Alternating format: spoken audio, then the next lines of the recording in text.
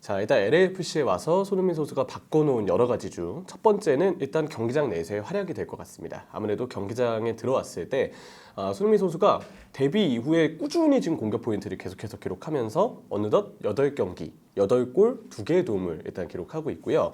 손흥민 선수가 오면서 LAFC로 살아나고 있는데 이전까지 전반기 때 기복을 보였던 LAFC가 최근 경기들은 무려 4연승을 질주 중이고 이 4경기에서 무려 15골을 넣었습니다.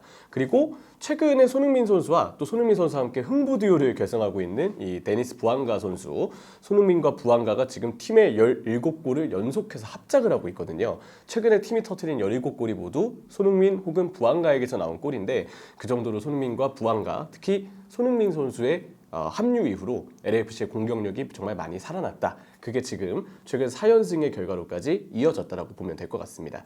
그래서 LAFC의 순위가 이전까지 상위권 경쟁을 해야 했던, 그러니까 중위권에서 상위권으로 진입을 노리고 있었던 LAFC인데 체른돌로 감독의 마지막 시즌이기 때문에 선수들이 좀 흔들리는 면도 있었고 부앙가 선수가 집중 견제에 시달리면서 LAFC의 공격이 뜻대로 풀리지 않은 것도 있었고 그리고 이제 지정 선수라고 해서 LAFC는 셀러리 캡, MLS는 셀러리 캡이라고 해서 선수에게 드릴 수 있는 주급 혹은 금액에 한도가 있는데 그 한도를 벗어날 수 있는 유일한 몇몇 선수를 지정 선수라고 해서 그 선수들을 팀에 정해진 숫자만큼 보유할 수 있거든요. 근데 그 지정 선수 중 한 명이었던 올리비에 지루가 생각보다 전반기 때 활약을 잘 하지 못했습니다.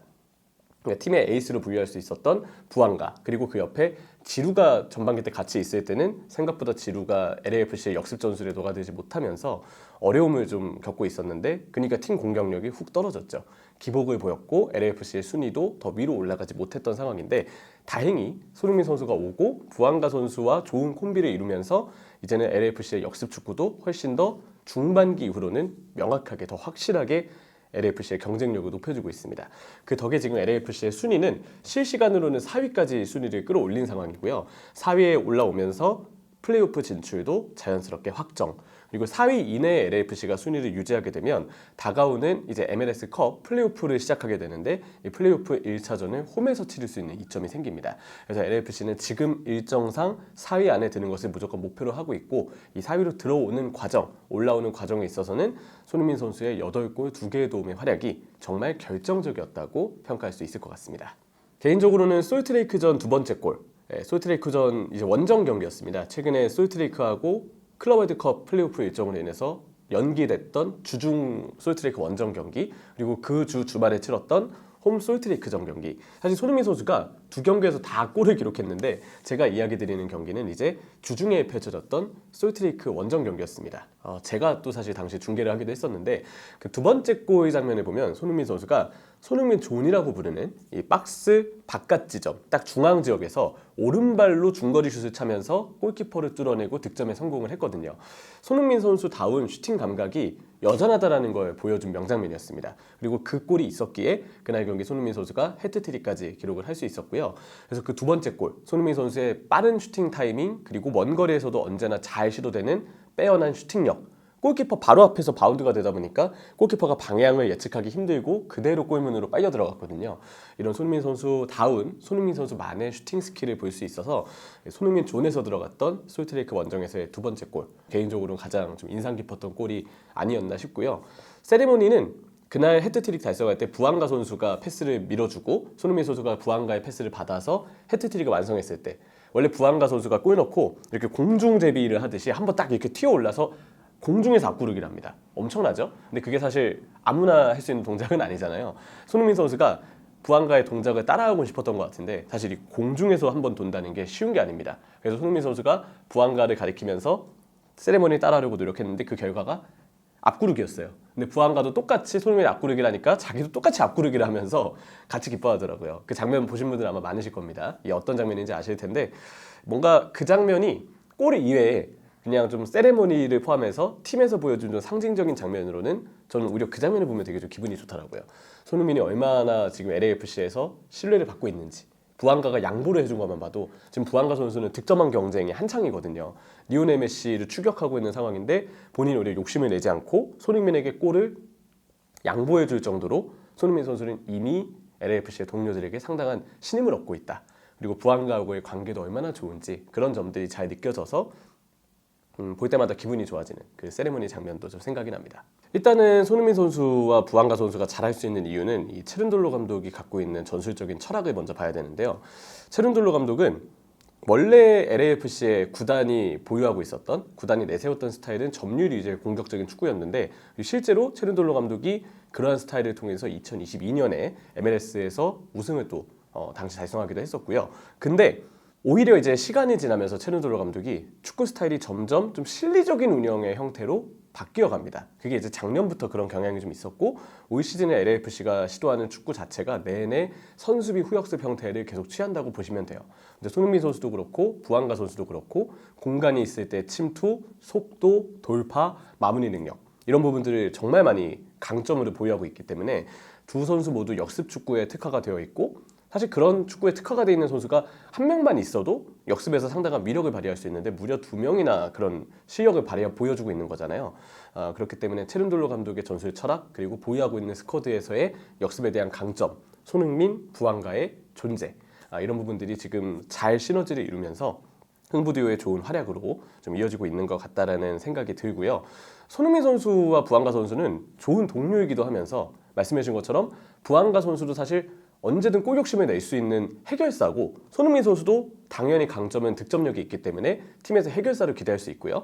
어떤 의미에서는 둘 다 골 욕심을 내는 어떤 포워드로, 해결사로서의 위치가 중복되기 때문에 내부 경쟁이 치열하지 않겠느냐라는 이야기들이 사실 많았었어요. 근데 왜 이렇게 손흥민과 부안가는 사이가 좋을까? 왜 이렇게 양보를 많이 하고 시너지를 내고 서로 이렇게 웃는 모습으로 좋은 어떤 듀오를 형성하고 있을까?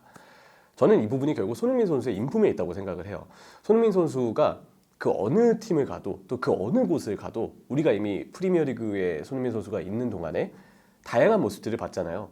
상대팀의 맨체스터 시티의 에이스인 케빈 더브라이너와 항상 덕담을 주고받는 모습, 손흥민 선수가 미르겐 클롭 감독이 지도했던 도르트문트와 리버풀을 상대로 정말 많은 골을 넣어서 클롭 감독 입장에서는 손흥민 선수에게 좀 기분이 나쁠 법도 한데, 경기 끝나면 항상 손흥민과 클롭이 악수한 다음에 서로 되게 재밌는 이야기들을 하면서 클롭 감독도 막 농담도 하고 손흥민도 막 웃고 되게 좋은 관계를 유지하고 있더라고요. 꼭 토트넘의 동료가 아니더라도 해외 어느 누구를 만나도 항상 손흥민 선수가 반갑게 인사하고 그들도 반갑게 맞아주고 참 좋은 이 사이로 이 관계가 유지되는 모습들을 많이 볼 수 있었는데, 손흥민 선수가 LA에 가서도 똑같은 인정을 받는 것 같아요. 동료들에게 빨리 녹아들었고, 동료들도 손흥민 선수의 인품을 알기 때문에 오자마자 손흥민 선수를 배려하면서, 사실 엄청난 레전드잖아요. MLS 선수들의 기준에서 봤을 때는 프리미어리그에서 10시즌을 뛰고 온 선수인데, 손흥민 토트넘 주장까지 했던 선수고 유로파리그를 직전에 들어올렸고 이 10시즌 동안에 대단한 퍼포먼스를 보였던 선수인데 MLS에 왔다. 사실 선수들이 벌벌 떨 법도 하고 긴장이 될 법도 하고, 혹시 손흥민 선수가 조금 뭐 이기적이거나 이런 성격이면 그래도 따라가려고 막 선수들 이런 게 있을 수 있는데, 그런 게 전혀 아니잖아요. 그런 사례가 하나 있습니다. 손흥민 선수가 부안가가 지금 득점왕 경쟁을 하고 있기 때문에 페널티킥을 얻었는데, 부안가 선수가 혹시 하는 마음에 손흥민 선수에게 페널티킥 찰 거냐고 물어봤는데, 손흥민 선수가 아니다, 너가 차라, 이거는 너가 차는 게 맞다. 페널티킥 상황이 나오잖아요. 항상 손흥민 선수가 부안가에게 양보하려고 해요. 이번에 세인트루이스와의 리그 경기 때도 페널티킥을 얻었고, 페널티킥을 사실 지금 메시를 쫓아서 득점왕 경쟁을 하고 있는 부안가 선수에게 차는 게 상황상 맞아요. 그리고 원래 LAFC의 페널티킥 키커는 데니스 부안가 선수이기도 하고요. 그래서 부안가 선수가 차는 게 맞는데, 오히려 부안가 선수가 먼저 손흥민에게 물어보더라고요. 골 너 찰 거냐? 왜냐면 그때 손흥민 선수가 득점하면 해트트릭이기 때문에. 그래서 부안가가 먼저 손흥민에게 해트트릭 너 거의 했는데 이거 찰 거냐라고 물어봅니다. 근데 손흥민 선수가 아니다, 득점왕 경쟁 중이잖아, 너가 차라 해서 오히려 한 번 더 양보를 해요. 물론 아쉽게도 그 장면은 VAR 결과 페널티킥이 취소되면서 뭐 페널티킥을 차는 상황 자체가 아니라 없어지게 되긴 했는데, 이런 부분만 봐도 손흥민 선수가 먼저 부안가에게 상황을 양보해 주려 하고, 경기 보잖아요. 손흥민 선수가 부안가에게 패스 되게 많이 찔러줍니다. 그리고 손흥민이 수비를 끌어다 주면서 부안가가 침투할 수 있는 공간이 생기고, 그러면서 부안가의 득점력 역시도 최근에 정말 많이 올라와 있거든요. 그런 것들을 보면 부안가 선수도 팀에 녹아든 손흥민 선수가 오히려 자신에게 엄청 위대한 선수가 팀에 왔는데도 오히려 자신에게 양보해 주려는 모습, 기회를 만들어 주려는 모습, 챙겨주려는 모습을 보이니까 부안가 역시도 자연스럽게 손흥민에게 오히려 자기가 도와주겠다, 양보하겠다, 그런 모습들을 보여줄 수 있는 거다 생각을 합니다. 이 모든 것은 결국 손흥민 선수의 인품이 그만큼 훌륭하다는 걸 보여주는 사례가 아닐까라는 생각이 좀 들죠. 왜 그럴까 생각을 해보면 지루 선수는 사실 발이 빠른 편이 아니잖아요. 역습 축구를 펼칠 때 지루는 맞는 스타일은 아니에요. 아마 그러다 보니까 부한가 선수가 지루에게 공을 줘도 뭔가 전술적으로 이게 좀 맞지 않다라고 느꼈거나 아니면 뭐 본래 부여받았던 역할 자체가 좀 지루를 덜 활용하거나 이랬을 가능성도 배제할 수는 없는 것 같아요. 근데 손흥민 선수는 너무나도 전술적으로도 훌륭한 시너지를 내고 있기 때문에 그런 부분에서 서로 도와주는 것이 스타일상 맞고 오히려 더 팀 공격에도 호응되는 요소가 많다라고 느끼는 부분도 이렇게 좀 패스를 많이 주고 양보하고 서로 좋은 듀오를 형성하고 뭐 그런 부분에 영향을 좀 주지 않나라는 생각도 좀 있습니다. 글쎄요, 사실 손흥민 선수에 대한 이 상대했던 선수나 감독의 증언들 정말 여러 가지 이야기들이 사실 이번 세인트루이스전이 끝나고도 굉장히 많이 나왔었는데 특히나 화제를 모았던 포인트는 사실 이 비르키 선수의 이야기였죠. 비르키 선수는 사실 이전에 도르트문트의 골키퍼일 때도 토트넘의 손흥민 선수를 챔피언스리그에서 만난 적이 있었습니다. 그때 손흥민 선수의 별명은 사실 양봉업자, 노란 유니폼의 팀을 만날 때마다 상당히 강하다라는 평가를 받았을 때 그때 이제 비르키 선수를 상대로도 손흥민 선수가 골을 넣었는데 이번에 만난 세인트루이스에는 뭐 정상빈 선수도 물론 있었지만 골키퍼가 비르키였어요. 비르키 선수가 지금 MLS에서 굉장히 잘하고 있는 골키퍼라서 또 한 번 손흥민과 비르키가 만난다는 점이 굉장한 좀 주목을 끌었던 게 사실이었는데요. 뭐 결과적으로 손흥민 선수가 멀티골을 터뜨렸죠. 비르키 선수가 인터뷰한 내용 한번 보도록 하겠습니다. 비르키 선수가 이야기했던 부분이 알고도 막을 수 없다. 저는 이 내용이 가장 좀 인상이 깊었거든요. 알고도 막을 수 없었다는 게 그만큼 손흥민 선수가 슈팅을 때릴 것이라는 그 타이밍이 보이고 어느 방향으로 때릴 것인지도 아는데 정작 손흥민의 발끝에서 떠난 공은 굉장히 위력적으로 슈팅이 들어오니까 반응할래야 반응할 수 없었다. 이런 의미로 해석을 해보면 좋을 것 같아요. 손흥민 선수가 수비의 그때 스탠스를 보면 손흥민이 오른발로 슈팅을 하도록 유도를 했기 때문에 그러면 골키퍼 입장에서도 오른발로 슈팅을 때리는구나. 거기서 이제 슈팅의 코스랑 타이밍이 다 보일 수밖에 없거든요. 수비가 그 상황에서 못한 게 아니라는 거죠. 슈팅의 각도를 일부 제한해 놓았기 때문에. 그래서 오른발로 가까운 포스트를 노리겠다라는 생각을 하고 예측을 하고 있었는데 그 찰나의 순간에 손흥민 선수가 한 번 더 페인팅을 합니다. 이 시저스 페인팅, 스텝 오버라고 해서 헛다리 짚기와 비슷한 기술로 보시면 되는데 그 기술을 손흥민 선수가 순간적으로 시도하면서 골키퍼가 예측을 한 부분과 다르게 한 번 더 골키퍼의 타이밍을 뺏어오는 거죠. 그 다음에 반박자 빠른 슈팅이 들어옵니다. 그러니까 골키퍼는 어느 정도 예상을 하고 있었어요. 수비가 각을 좁혀놨고 여기서 손흥민이 오른발로 차겠지 공격수의 판단에 어떻게 보면 골키퍼가 더 앞서서 판단을 한 거죠. 근데 손흥민은 여기서 한 번 더 생각을 했던 겁니다. 한 번 더 스텝 오버 이 페인팅을 주면서 골키퍼의 무게중심을 좀 뺏어내고 오히려 한 번 더 심리전을 걸어서 거기서 우위를 점하고 손흥민 선수가 득점에 성공을 시킨 거죠. 이런 부분들 때문에 골키퍼 입장에서도 내가 예측을 했는데 심리전에서 결국 졌다. 그리고 그 뒤에 슈팅을 쫓아가려고 하면 사실 늦거든요. 골키퍼가 선방을 할 때는 일부분 예측도 필요한데 그 예측의 범주를 손흥민 선수가 넘어서 더 뛰어난 판단력과 해결 능력을 보여주니까 골키퍼 입장에서는 그 뒤에는 슈팅에 수동적으로 반응을 할 수밖에 없는 거예요. 근데 수동적으로 반응을 해야 되는데 손흥민 선수가 또 슈팅력이나 마무리 능력이 워낙에 좋다 보니까 볼이 오는 걸 보고서 막는다는 건 그 정도의 가까운 거리에서는 성립이 안 되죠. 그래서 비르키 골키퍼의 인터뷰를 보면 좌절스럽다라는 이야기를 했었었고요. 그리고 두 번째 이 손흥민 선수 골 장면 때 비르키 골키퍼가 반응을 하지 못했거든요. 뭔가 프로 선수로서 비르키 선수가 좀 좌절할 수밖에 없었다. 그런 이야기를 이번에 경기 이후 인터뷰에서 한 것이 굉장한 화제가 좀 됐었습니다. 그러니까 골키퍼가 반응을 하지 못했다는 것은 그만큼 공격수의 슈팅에 대해서 아예 읽지를 못했다는 거거든요. 근데 어떻게 보면 그것이 골키퍼 입장에서 되게 굴욕적일 수 있고 상대 공격수와의 차이가 그만큼 벌어졌다는 것을 뜻하기도 한데 하필 비르키 골키퍼가 두 번째 골 장면 때 아예 반응조차 하지 못한 모습을 보여줬기 때문에 그런 부분에 대한 어떤 좌절감, 순간적인 분노가 분명 좀 있지 않았을까라는 생각도 좀 드는 것 같습니다. 그래도 저는 예상을 좀 했었어요. 왜냐면 프리미어리그에서 지난 시즌에 물론 손흥민 선수가 데뷔 시즌 이후로 계속해서 두 자릿수 골을 프리미어리그에서 넣었다가 지난 시즌에 모처럼 두 자릿수 골을 득점하지 못했죠. 그리고 몸도 좀 무거워 보였고 어느 정도 슈팅할 수 있는 상황이 좀 손흥민 선수에게 나오지 않은 것도 있었고 근데 어쨌든 전체적으로 폼이 좀 떨어져 보였던 건 사실이었는데 근데 저는 이 부분이 뭔가 손흥민 선수의 기량 저하보다는 포스테코글루 감독의 활용법에 저는 좀 문제가 있다고 느꼈었거든요. 왜냐면 그 당시 이 토트넘이 포스테코글루의 부임 기간 동안 항상 내세웠던 전술은 풀백을 안으로 좁히는 인버티드 풀백 전술이었어요. 그래서 우도기와 같은 선수들이 안쪽으로 들어와서 오히려 윙은 폭을 벌려서 풀백이 안쪽으로 중앙으로 들어올 수 있는 공간을 만들어주고 우도기와 같은 선수들이 박스를 대신 침투하는 그런 그림들이 그려졌는데, 이런 전술 형태에서 윙의 역할은 폭을 벌린 다음에 안쪽으로 들어오는 선수에게 패스를 건네는 방식이에요. 근데 그러면 손흥민 선수가 득점을 할 수 있는 상황은 골문과 멀어지기 때문에 당연히 줄어들 수밖에 없죠. 손흥민 선수가 이 토트넘에서 지난 시즌 두 자릿수 득점에 실패했던 이유는 저는 그 전술적인 부분의 배경이 워낙 좀 컸다고 생각을 했기 때문에, 이 형태를 벗어나서 오히려 역습 축구를 펼치는 LAFC에서 뛰면 훨씬 더 득점력이나 좀 더 공격적인 상황을 많이 맞이할 수 있을 거라는 생각이 들긴 했었어요.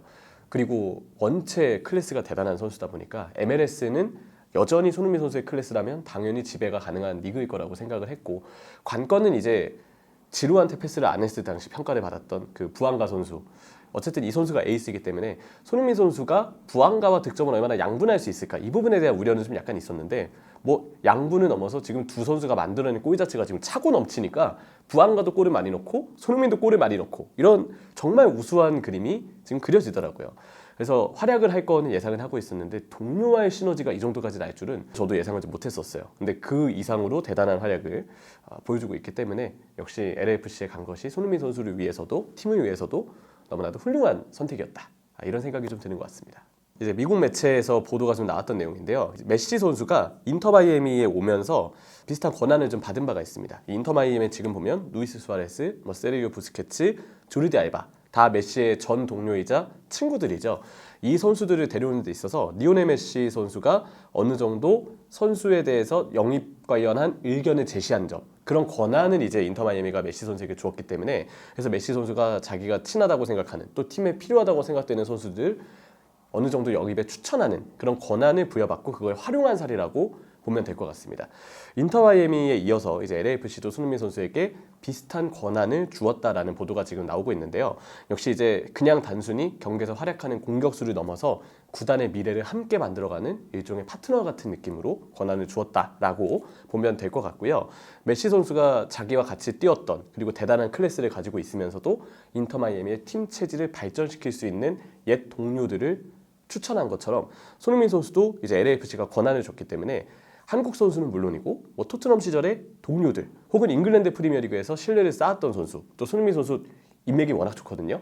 유럽의 톱클래스 선수들까지 본인이 이제 영입을 추천할 수 있는 그런 권한을 이제 손흥민 선수가 부여받았습니다. 그래서 슈퍼스타의 명성, 인맥을 활용해서 LAFC도 최고의 인재를 더 많이 끌어오겠다라는 의도로 좀 보면 될 것 같고요. 그 과정에서 손흥민 선수가 앞으로 LAFC에서 어떤 영향력을 내부적으로 미칠지, 이런 부분들도 분명 기대가 되는 사안인 것 같습니다. 글쎄요. 근데 사실 손흥민 선수가 워낙 많은 선수들을 알고 있기 때문에 지금 당장 어떤 선수를 딱 데려올 것이라고 콕 집어 이야기하기는 역시 쉽지 않은 것 같고요. 근데 이제 향후 몇 년 동안 손흥민 선수와 친하게 지냈던 선수들이 LAFC로 올 가능성은 있겠죠. 예를 들면은 만약에 나폴리에서의 좋은 활약을 다 마치고 이제 케빈 더브라이너가 내가 이제 유럽을 좀 떠나서 타 대륙에서 미국에서 뭔가 남은 선수 생활에 황혼기를 보내고 싶다라고 생각을 한다면 케빈 더브라이너를 한번 손흥민 선수가 추천할 수도 있는 거고, 아니면 바이에른 뮌헨에서 자기 역할을 다 마치고 이후에는 유럽을 벗어나 미국에서 MLS에서 커리어를 이어가고 싶다, 해리케인이 그렇게 생각을 했을 때 손흥민 선수가 케인을 추천할 수도 있는 거고, 아니면 한국에서 또 엄청난 황혼기를 보낸 선수에게 미국행을 권유하면서 LAFC로 한국 선수가 또 오게끔 만드는 길을 터줄 수도 있는 거고, 지금으로서는 누구를 데려올 것 같다라고 선뜻 얘기하기가 쉽지는 않은데, 그리고 그만큼 손흥민 선수가 워낙 인맥이 넓어서 그런 것도 있어요. 근데 그래도 앞으로 손흥민 선수와 친하게 지내왔던 선수들, 그리고 필요에 따라서 미국행을 좀 원하게 될 수도 있는 선수들은 충분히 LAFC로 가게 될, 또 LAFC가 모셔오게 될 길이 열린 상황으로 봐야 되지 않을까, 그렇게 생각합니다. 일단은 이 단순히 손흥민 선수의 경기를 중계만 해도, 그 경기 영상만 봐도 원정인데도 태극기를 들고 계신, 또 LAFC 손흥민 선수를 응원한다라고 아예 이렇게 플래카드를 만들어 오시는 팬분들의 수가 굉장히 많습니다. 꼭 한국 분들만이 아니에요.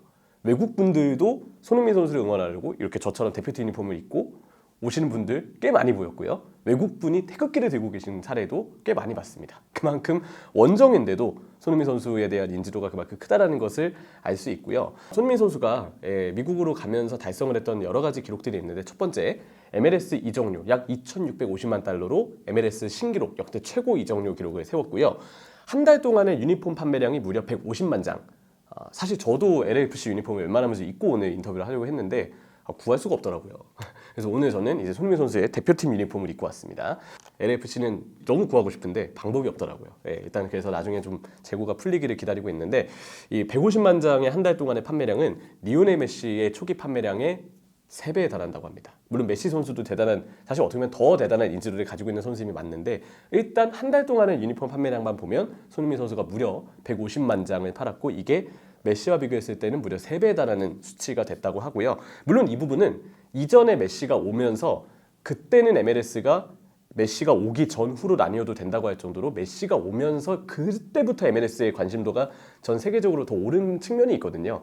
지금 손흥민 선수가 3배 이 인지도를 기록한 거는 정말 단순히 메시보다 손흥민이 3배 더 인기 많아 라기보다는 메시는 약간 선구자의 느낌이고 메시가 오면서 더 커진 MLS 시장에 손흥민 선수가 오면서 어느 정도는 메시의 효과를 봤다.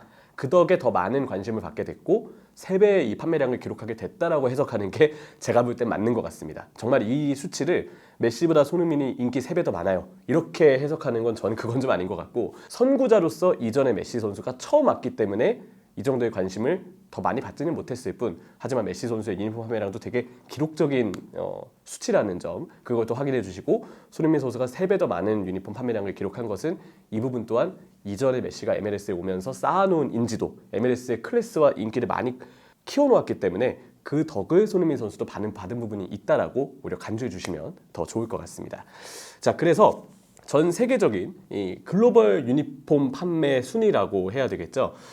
꼭 축구가 아니더라도 전체 스포츠를 놓고 봤을 때 첫 한 주 동안에 전 세계 1위였다고 합니다. 모든 스포츠를 통틀어서 손흥민의 유니폼이 가장 많이 팔렸다라는 이 기사가 지금 좀 나와 있고요. 그리고 구단 콘텐츠 조회수도 무려 6배가 늘었다고 하고 미디어 노출도 무려 3배 가까이 증가를 했다고 합니다. 한 달 동안의 수치입니다. 신규 유튜브 구독자 LAFC가 무려 퍼센테이지로 따졌을 때는 100% 이상 증가를 했다고 하고요. 티켓 가격도 평균 2배에서 5배까지도 지금 상승을 하고 있는 전례 없는 엄청난 현지 수요를 기록하고 있다고 하죠. 그러면서 지금 LAFC도 또 그에 따라서 MLS도 손흥민 선수가 이적함으로써 엄청난 수혜를 누리고 있다라고 보면 될 것 같습니다. 일단 현재 LAFC의 이 서부 컨퍼런스 순위는 리그 4위입니다. 30경기를 치르고 15승 8무 7패의 성적으로 승점은 53점. 선두 샌디에고 FC와 지금 4점 차 4위인데요. 근데 경기 수가 지금 샌디에고보다 무려 2경기를 더 치렀거든요. 그래서 만약에 LAFC가 잔여 경기를 모두 승리해서 모든 일정을 정말 성공적으로 마무리하고 경쟁팀들이 조금 고전하는 상황이 이어지면 혹시 서부 컨퍼런스 1위가 될 가능성도 마냥 배제할 수는 없습니다. 만약에 서부 컨퍼런스에서 1위를 차지하게 되면 정규 시즌 최고 성적팀이 되면서 서포터즈 실드라는 트로피를 이제 LAFC가 거머쥘 수 있게 되고요. 그리고 LAFC는 마치 우리나라의 KBO나 MLB처럼 축구인데도 불구하고 플레이오프가 있습니다. 이걸 이제 MLS 컵이라고 부르는데 플레이오프 챔피언십에서 우승을 해서 MLS 컵까지 LAFC가 따내는 것. 이 부분이 이제 LAFC의 목표이자 손흥민 선수의 목표가 아닐까라는 생각을 하고요. 손흥민 선수도 인터뷰를 통해서 트로피를 들어올리기 위해 LA에 왔다라고 이야기를 했죠. 그리고 지금 4연승을 거두면서 정말 이 이야기가 결코 꿈만은 아니게 됐습니다. 정말 가능해진 목표가 어쩌면 될 수도 있겠다는 생각이 드는데 일단 서부 컨퍼런스에서 남은 잔여 일정 모두 승리하고 지금 잔여 일정이 4경기 남았는데 산술적으로 1위에 오를 가능성이 LAFC 충분히 있습니다. 물론 경쟁팀들이 조금 부진을 해야 되긴 하겠지만 그래서 정말 서부 컨퍼런스에서 1위를 하면서 서포터즈 실드를 들 수 있을지 그리고 이후에 진행될 플레이오프에서까지 우승을 차지하면서 MLS컵 트로피를 들 수 있을지 이 부분 정말 주목해 보시면 좋을 것 같다는 생각이고요. 그리고 이제 메시 선수와 맞대결 가능성은 없는지를 정말 많은 팬분들이 궁금해 하시는데 메시가 속해 있는 인터 마이애미도 동부 컨퍼런스 4위입니다. 마찬가지로 플레이오프에 이제 나갈 예정이고 글쎄요. 만약에 동부 컨퍼런스의 메시 그리고 서부 컨퍼런스의 손흥민 인터 마이애미와 LAFC가 만나려는 유일한 경우의 수는 MLS컵 그러니까 플레이오프 최종 결승 그때는 서부 컨퍼런스 이 플레이오프에서 마지막까지 살아남은 팀, 동부 컨퍼런스 플레이오프에서 마지막까지 살아남은 팀, 각 컨퍼런스 최강자들이 이제 결승에서 맞붙게 되는데 그때 만약에 인터 마이애미도 동부 컨퍼런스 최강자가 되어 있고 서부 컨퍼런스에서 LAFC가 모든 플레이오프 팀들을 꺾고 유일한 생존자, 최강자가 되어 있으면 그때 결승에서 만날 가능성은 있겠죠. 근데 인터 마이애미도 LAFC도 일단 플레이오프에서의 그 관문들을 모두 이겨야 하기 때문에 지금으로서는 가능성이 마냥 높다고 할 수는 없다. 근데 만약에 정말 결승까지 두 팀이 오르게 된다면 메시와 손흥민의 맞대결이 성사가 얼마든지 될 수도 있을 것 같습니다. 그리고 그 가운데 손흥민 선수가 정말 좋은 활약을 해서 LAFC에게 정말 트로피를 안겨준다면 뭐 올해 신인상이라든지 아니면 랜던 도너번 MLS MVP라든지 뭐 반 시즌 뛰어도 MVP 받을 가능성 얼마든지 있습니다. 물론 LAFC는 지금으로서는 만약에 트로피를 LAFC에서 개인상의 타이틀을 따게 되는 선수가 나온다면 MVP도 부안가 선수가 받게 될 가능성이 지금으로서는 역시 높기는 하나 손흥민이 이적함으로써 미친 영향력이 지대하다라고 판단할 경우에는 혹시 모르는 거거든요. 뭐 그런 부분에서 MVP 아니면 뭐 베스트 11, 뭐 골든부트는 아마 부안가 선수가 받을 것 같고 골든부트가 득점왕이거든요. 메시 혹은 부안가 이렇게 계속 지금 좁혀지고 있는 상황이고 아니면 뭐 올해 신인상 이런 개인 타이틀을 좀 목표로 할 것 같은데 제가 아는 손흥민 선수의 성격이라면 개인 트로피에 대해서는 크게 신경 쓰지 않고 오직 부안가 득점왕 만들어주는 것 그리고 LAFC를 최대한 높은 순위로 올려서 트로피를 따낼 수 있게 하는 것 이 부분의 목표를 두고 있지 않을까라는 생각입니다. 일단 홍명보 감독이 10월 A매치 명단을 발표했습니다. 이번 명단을 보면 정상빈 선수도 수비수로 분류가 되어 있는데 윙 자원이 수비수로 분류가 되어 있다는 건 역시 윙백으로 쓰겠다라는 걸 뜻하거든요. 이번 명단을 보면서 정말 백스리에 대한 가능성이 훨씬 더 커졌구나 라는 점을 일단 확인할 수 있었고요. 그렇게 본다면 9월 A매치 때 우리가 백스리를 쓴 상태에서 결과가 괜찮았습니다. 미국전, 멕시코전 우리가 꽤 잘 치렀고 브라질전과 파라과이전은 미국, 멕시코보다 훨씬 더 전력이 강한 팀들이기 때문에 특히 브라질의 경우는 그렇죠. 우리가 백스리를 쓰면서 얼마나 강호를 만나도 견고함을 가져갈 수 있는지를 테스트할 자리가 될 겁니다. 그리고 그 백스리 전술에서 손흥민 선수의 역할은 최전방 스트라이커, 톱 자리가 될 거예요.